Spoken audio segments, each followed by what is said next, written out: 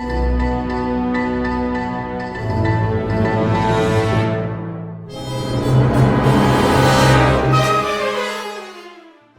morning, everybody. Welcome to another edition of Lab 207 webcast. My name is Mr. Kite, and I'll be hanging out with you today as we get on into a series about populations. Now, honestly, we've been in this series for about 2 videos now. I'm just now getting around to switching the template. My apologies, I'll get it all organized in the playlist. But today the topic is going to be growth models. So as always, let me get you objectives and we'll get going. By the end of this video, I need you to be able to compare and contrast exponential and logistic growth models. And I need you to explain the major survivorship curves. So before we get into talking about populations, let's just talk about what a model is. A model is a way of representing data and making predictions about the future and analyzing what has already happened. Usually when we think of models, we think of things that we can touch and see and feel and manipulate, but models aren't always physical. A lot of models used in science are actually graphical models, like you got there on the right. So what scientists will do is they'll take their data, they'll run it through some formulas, they will graph it out, and that is their model that's going to help them to predict what is going on in a situation. And throughout the rest of this video, we're going to be talking about population growth models. But before we get into talking about those models, you need to know how to do some calculations. First one is just a simple growth rate calculation, and this is easy. It's just asking you how much has your population grown or shrunk. Births minus deaths equals growth. So that one is the easy calculation. The one that's more complicated and the one that you'll probably see more frequently in apes is a percent growth calculation.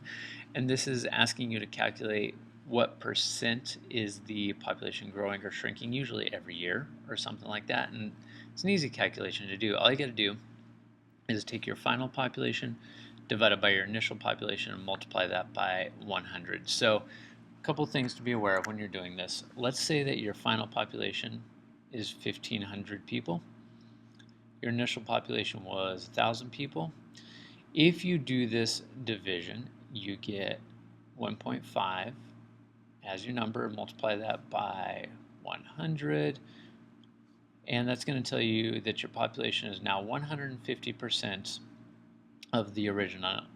Now, this doesn't mean that your population has grown by 150%.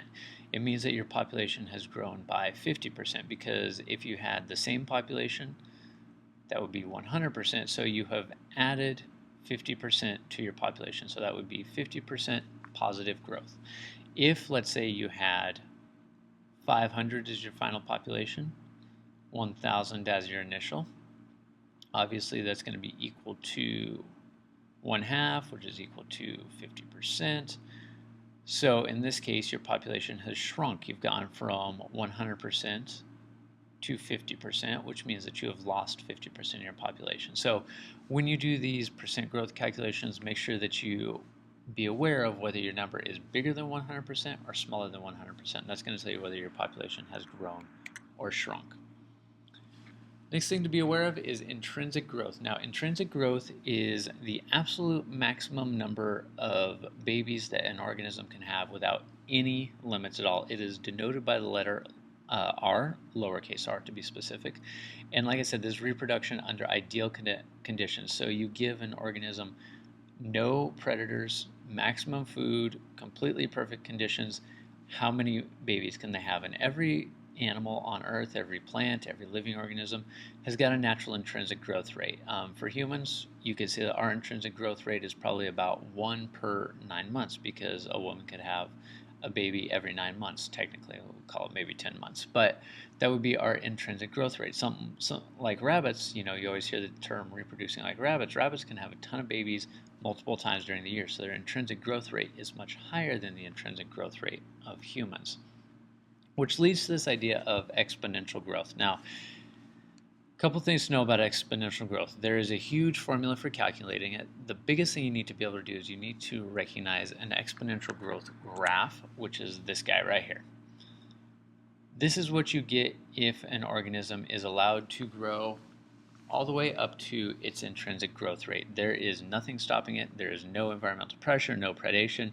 It just grows like mad. So you see that population's growth is slow, slow, slow, and then it takes off all at once, is what we're seeing in the human population right now.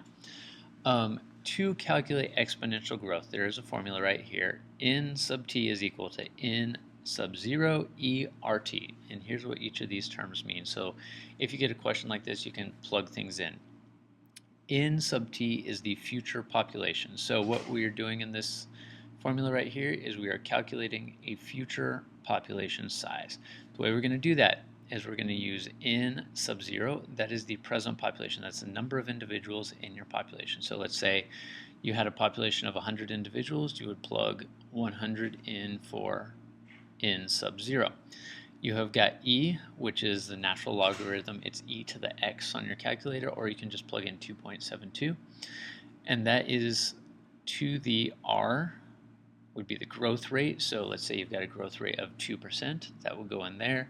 And time, let's say you've got 12 years, you would plug that in. So I'm not going to run this through an actual calculation, but the way it might look is N sub t is equal to, let's say we have 100 in our original population. And then you're going to multiply that by 2.72 times, let's say our growth rate is, I don't know, 2%. So we're going to put in a 2. And let's say that our time is 12 years. Run that through your calculator and it will give you your future population size. So that's something you might see periodically. Make sure that you recognize what each one of the terms represents. The other growth model you need to know about is a logistic growth model, and this one is denoted with the capital K, which means that this model is impacted by the carrying capacity of an environment. We talked about carrying capacity in a previous video. Carrying capacity is just the maximum number of individuals that the environment can actually support, so there is some limiting factor, whether it is space or food or predators or whatever. A logistic growth model looks like this. It starts out exponential because there are a few individuals, so they're not really putting pressure on the environment. At this point of maximum growth, which is usually about half of carrying capacity, things start to slow down because your population starts to bump up against the limits of its environment, and eventually it will level out and stay pretty flat right around the carrying capacity. So if this were an exponential graph, it would continue straight up like this, but due to limits of the environment, the carrying capacity, you get an S-shaped curve. And along with this logistic growth model, there are a couple of variations that you need to know about. One of them is called overshoot and die-off, which is what you see right here, which is basically the idea that most organisms don't hit nice and perfectly up against that carrying capacity. What they'll do is they will overshoot the carrying capacity, which means there's not enough resources, and since there's not enough resources, they'll die off, and then they'll rebound, and then they'll die off, and they'll kind of bounce up and down right around that carrying capacity. It's not like they hit the carrying capacity perfectly and just stay there. They'll overshoot it and then die, and then overshoot it and then die. You also see another variation on the logistic model is predator-prey populations in relation to each other. And the idea behind this is if you've got a population of prey animals, say the prey animal population takes off, it grows really fast, and then let's say that we introduce a predator. If there's a lot of prey, that predator is going to become more numerous and more numerous and more numerous, and then suddenly the predator will become so numerous that it's going to kill off all of our prey, and our prey is going to fall off.